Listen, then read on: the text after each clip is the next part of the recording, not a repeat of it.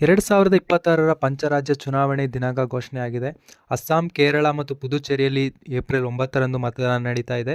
ತಮಿಳುನಾಡಿನಲ್ಲಿ 23 ಏಪ್ರಿಲ್ ಮತ್ತು West ಬೆಂಗಾಲ್ನಲ್ಲಿ 2 ಫೇಸ್ನಲ್ಲಿ election ನಡೀತಾ ಇದೆ. ಮೊದಲನೇ ಫೇಸ್ 23 ಏಪ್ರಿಲ್ ಮತ್ತು ಎರಡನೇ ಫೇಸ್ 29 ಏಪ್ರಿಲ್ ಮತ್ತು ಇದರ ರಿಸಲ್ಟ್ ದಿನಾಂಕವನ್ನು 4 ಮೇಗೆ ಅನೌನ್ಸ್ ಮಾಡ್ತಾ ಇದ್ದಾರೆ.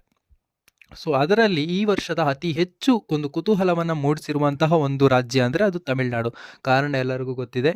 ಮೊದಲ ಬಾರಿಗೆ ತಮಿಳ್ ಆ್ಯಕ್ಟರ್, ಸಿನಿಮಾ ನಟರಾದಂತಹ ವಿಜಯ್ ಜೋಸೆಫ್ ರವರು ಮೊದಲ ಬಾರಿಗೆ ರಾಜಕೀಯಕ್ಕೆ ಎಂಟ್ರಿ ಕೊಟ್ಟಿದ್ದಾರೆ. 2026ರ ತಮಿಳುನಾಡು ರಾಜ್ಯದ ಚುನಾವಣೆಯ ಅಖಾಡ ಹೇಗಿದೆ, ಯಾರ್ಯಾರಿಗೆ ಎಷ್ಟೆಷ್ಟು ಸೀಟ್ಗಳನ್ನು ಹಂಚಿಕೆ ಮಾಡಲಾಗಿದೆ ಮತ್ತು ಯಾರ ಅಜೆಂಡಾ ಯಾವ ರೀತಿಯಲ್ಲಿ ನಡೀತಾ ಇದೆ ಅನ್ನೋದನ್ನು ನಾನು ಈ ವಿಡಿಯೋದಲ್ಲಿ ಹೇಳ್ತೀನಿ. Hi, welcome back to my YouTube channel L J informative. ನೀವಿನ್ನೂ ನಮ್ಮ ಚಾನೆಲನ್ನು ಸಬ್ಸ್ಕ್ರೈಬ್ ಮಾಡಿಲ್ಲ ಅಂದರೆ ದಯವಿಟ್ಟು ಸಬ್ಸ್ಕ್ರೈಬ್ ಮಾಡ್ಕೊಳ್ಳಿ. ಸೊ ನಾಮಪತ್ರ ಸಲ್ಲಿಕೆ ಆರಂಭವಾದಂತಹ ದಿನಾಂಕ ಬಂದು ಮಾರ್ಚ್ 30, 2026ರಂದು ಆಗಿತ್ತು ಮತ್ತು ಕೊನೆಯ ದಿನವನ್ನು ಏಪ್ರಿಲ್ 6, 2026ಕ್ಕೆ ಇಟ್ಟಿತ್ತು ಮತ್ತು ನಾಮಪತ್ರ ಪರಿಶೀಲನೆಗೆ ಕೊನೆಯ ದಿನ ಬಂದು 7 ಏಪ್ರಿಲ್ 2026ಕ್ಕೆ ಆಗಿತ್ತು ಮತ್ತು ನಾಮಪತ್ರ ಹಿಂಪಡೆಯಲು ಕೊನೆಯ ದಿನಾಂಕ ಏಪ್ರಿಲ್ 9 ಆಗಿದೆ. ಸೊ ಮತದಾನವನ್ನು ತೆಗೆದುಕೊಂಡಾಗ ಇಲ್ಲಿ ಯಾವ ಪಕ್ಷಗಳು ಎಷ್ಟೆಷ್ಟು ಸೀಟ್ಗಳನ್ನು ಹಂಚಿಕೆ ಮಾಡ್ಕೊಂಡಿದ್ದಾರೆ ಅನ್ನೋದಕ್ಕಿಂತ ಇಲ್ಲಿ ಈ ಬಾರಿ ನನಗೆ ತ್ರಿಕೋನ ಸ್ಪರ್ಧೆ ಕಾಣಿಸ್ತಾ ಇದೆ. ಒಂದು NDA ಅಲಯನ್ಸ್, ಇನ್ನೊಂದು INDI ಅಲಯನ್ಸ್, ಇನ್ನೊಂದು ಬಂದು TVK. ಯಾವುದೇ ರೀತಿಯ ಮೈತ್ರಿಯನ್ನು ಮಾಡಿಕೊಳ್ಳದೆ TVK ಸ್ವಯಂ ಪ್ರೇರಿತರಾಗಿ ಒಂದು ಚುನಾವಣೆ ಕಣವನ್ನು ಎದುರಿಸ್ತಾ ಇರುವಂಥದ್ದು. ಸೊ ಇದರಲ್ಲಿ ಬಂದಾಗ DMKಗಳು ಎಷ್ಟು ಸೀಟ್ಗಳನ್ನು ಹಂಚಿಕೆ ಮಾಡ್ಕೊಂಡಿದ್ದಾರೆ ಮತ್ತು ಅವರ ಅಲಯನ್ಸ್ಗಳಿಗೆ ಎಷ್ಟೆಷ್ಟು ಸೀಟ್ಗಳನ್ನು ಶೇರ್ ಮಾಡಿದ್ದಾರೆ ಅಂತ ನೋಡೋದಾದರೆ DMK ಬಂದು 164 ಸೀಟ್ಗಳನ್ನು ತನ್ನದಾಗಿಸ್ಕೊಂಡಿದೆ ಮತ್ತು ಕಾಂಗ್ರೆಸ್ಗೆ ಬಂದು 28 ಕ್ಷೇತ್ರಗಳನ್ನು ನೀಡಿದೆ. DMDKಗೆ ಬಂದು 10 ಕ್ಷೇತ್ರಗಳನ್ನು ನೀಡಿದೆ ಮತ್ತು VCKಗೆ 8 ಕ್ಷೇತ್ರಗಳು, CPIಗೆ 5 ಕ್ಷೇತ್ರಗಳು, CPMಗೆ 5 ಕ್ಷೇತ್ರಗಳು ಮತ್ತು MDMKಗಳಿಗೆ 4 ಕ್ಷೇತ್ರ ಮತ್ತು ಅದರ ಜೊತೆಗಿರುವಂತಹ ಇತರ ಸಣ್ಣ ಪಕ್ಷಗಳಿಗೆ ಒಂದು 10 ಸೀಟ್ಗಳನ್ನು ಹಂಚಿಕೆ ಮಾಡಿದ್ದಾರೆ. ಮತ್ತೊಂದು ಕಡೆಯಲ್ಲಿ ಬಂದಾಗ AIADMK, ಎಡಪ್ಪಾಡಿ ಪಕ್ಷ, ಎಡಪ್ಪಾಡಿ ಕೆ ಪಳನಿಸ್ವಾಮಿ ನೇತೃತ್ವದ ಒಂದು IMDA ಪಕ್ಷ ಇದು. ಸೊ ಇದರಲ್ಲಿ ಬಂದಾಗ AIADMK ಬಂದು 169 ಸೀಟ್ಗಳನ್ನು ತನಗೆ ಇಟ್ಕೊಂಡಿದೆ ಮತ್ತು ಇದು ಬಂದು BJPಗೆ 27 ಸೀಟ್ಗಳನ್ನು ಮತ್ತು PMKಗೆ 18 ಕ್ಷೇತ್ರಗಳನ್ನು, AMKಗೆ ಬಂದು 11 ಕ್ಷೇತ್ರಗಳನ್ನು ಮತ್ತು TMCಗೆ ಬಂದು 5 ಕ್ಷೇತ್ರಗಳು ಮತ್ತು ಇತರ ಸಣ್ಣ ಪಕ್ಷಗಳಿಗೆ ಸೇರಿಸಿ 4 ಕ್ಷೇತ್ರಗಳನ್ನು ಶೇರ್ ಮಾಡಿದೆ.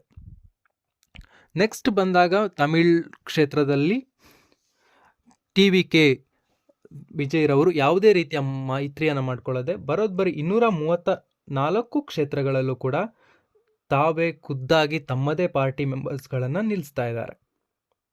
ಮತ್ತೊಂದು ಕಡೆಯಲ್ಲಿ ತಮಿಳುನಾಡಿನಲ್ಲಿ ಎಷ್ಟು ಕ್ಷೇತ್ರಗಳು, ವಿಧಾನಸಭಾ ಕ್ಷೇತ್ರಗಳು ಇದೆ ಅಂತ ನೋಡೋದಾದರೆ 234 ವಿಧಾನಸಭಾ ಕ್ಷೇತ್ರಗಳಿದ್ದು ಮತ್ತು ಇದರಲ್ಲಿ ಮ್ಯಾಜಿಕ್ ನಂಬರ್ ಬಂತು 118 ಸ್ಥಾನಗಳು ಮತ್ತು ಈ ಬಾರಿ 75,000 ಹೆಚ್ಚು ಮತದಾನ ಕೇಂದ್ರಗಳನ್ನು ಇಲ್ಲಿ ಸ್ಥಾಪನೆ ಮಾಡಲಾಗಿದೆ. ಮತ್ತು ಈಗಿನ ಒಂದು ಟ್ರೆಂಡಿಂಗ್ನಲ್ಲಿರುವಂತಹ ಗ್ಯಾರಂಟಿಗಳನ್ನು ನೋಡಿದಾಗ ಸೊ ಯಾವ ಪಕ್ಷಗಳು ಏನನ್ನ ಭರವಸೆಯನ್ನು ಜನರಿಗೆ ನೀಡ್ತಾ ಇದೆ ಅನ್ನೋದ್ರ ನೋಡೋದಾದರೆ ಮಹಿಳೆಯರಿಗೆ ಬಂದು ಎಡಂಪಾಡಿ ಪಕ್ಷ ಬಂದು ಮಹಿಳೆಯರಿಗೆ ಮಾಸಿಕ ಸಹಾಯಧನ ಅಂದರೆ ಇಲ್ಲಿಯವರೆಗೂ 1,000 ರೂಪಾಯಿ ಮಾಸಿಕ ಸಹಾಯಧನ ಸಿಗ್ತಾ ಇತ್ತು, ಅದನ್ನು 2,000ಗೆ ಮಾಡುವಂತಹ ಭರವಸೆಯನ್ನು ಎಡಪ್ಪಾಡಿ ಪಕ್ಷ ಕೊಟ್ಟಿದೆ.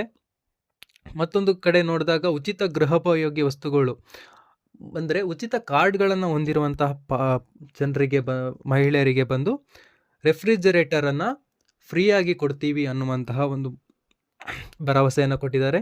ಇನ್ನೊಂದು ಈಗಾಗಲೇ ಮಹಿಳೆಯರಿಗೆ ಈಗಾಗಲೇ ಉಚಿತವಾಗಿ ಬಸ್ಗಳನ್ನು ನೀಡುವ ವ್ಯವಸ್ಥೆಯನ್ನು ಮಾಡಲಾಗಿದೆ. ಸೊ ಅದನ್ನು ಕೂಡ ಕಂಟಿನ್ಯೂ ಮಾಡಿಕೊಂಡು ಮತ್ತು ಗಂಡಸರಿಗೂ ಕೂಡ ಉಚಿತ ಬಸ್ ಪ್ರಯಾಣವನ್ನು ಮಾಡುವ ರೀತಿಯಲ್ಲಿ ಒಂದು ಭರವಸೆಯನ್ನು ಕೊಟ್ಟಿದ್ದಾರೆ ಮತ್ತು ವರ್ಷಕ್ಕೆ 3 ಉಚಿತ ಗ್ಯಾಸ್ಗಳನ್ನು ನೀಡೋದಾಗಿ ಕೂಡ ಭರವಸೆಯನ್ನು ಎಡಪ್ಪಾಡಿ ಪಕ್ಷ ನೀಡಿದೆ ಮತ್ತು ಮನೆ ಇಲ್ಲದವರಿಗೆ ಮನೆಯನ್ನು ಕಟ್ಟಿಕೊಡುವಂತಹ ಒಂದು ಹೊಸ ಯೋಜನೆಯನ್ನು ಕೂಡ ತಗೊಂಡು ಬಂದಿದ್ದಾರೆ. ಇನ್ನೊಂದು ಕಡೆಯಲ್ಲಿ ನೋಡೋದಾದರೆ ಸ್ಟಾಲಿನ್ ಅವರ DMK ಪಕ್ಷ ಗೃಹೋಪಯೋಗಿ ವಸ್ತುಗಳ ಕೂಪನ್ ಅಂದರೆ ಆದಾಯ ತೆರಿಗೆ ಪಾವತಿಸದ ಗೃಹಿಣಿಯರಿಗೆ ತಮಗೆ ಇಷ್ಟವಾದ ಎಲೆಕ್ಟ್ರಿಕ್ ಗೃಹೋಪಯೋಗಿ ವಸ್ತುಗಳನ್ನು ಖರೀದಿ ಮಾಡೋದಕ್ಕೆ 8,000 ರೂಪಾಯಿ ಮೊತ್ತದ ಕೂಪನನ್ನು ಒಂದು ಉಚಿತವಾಗಿ ನೀಡ್ತಾ ಇದೆ. ಮತ್ತು ಹಾಲಿನ ದರದಲ್ಲಿ 3 ರೂಪಾಯಿಯನ್ನು ಕಡಿಮೆ ಮಾಡೋದಾಗಿ ಕೂಡ ಘೋಷಣೆ ಮಾಡಿಕೊಂಡಿದೆ. ಮತ್ತು ಹಳೆಯ ಯೋಜನೆಗಳಾದ ಮಹಿಳೆಯರಿಗೆ 1000 ಮತ್ತು ಮಹಿಳೆಯರಿಗೆ ಬಸ್ ಉಚಿತ ಇದನ್ನು ಮುಂದುವರಿಸಲಾಗುತ್ತೆ. ಮತ್ತು ಮತ್ತೊಂದು ಮಾಸಿಕ ವಿದ್ಯುತ್ ಬಿಲ್ಲನ್ನು ಕೂಡ ನೀಡ್ತಾ ಇದ್ದಾರೆ.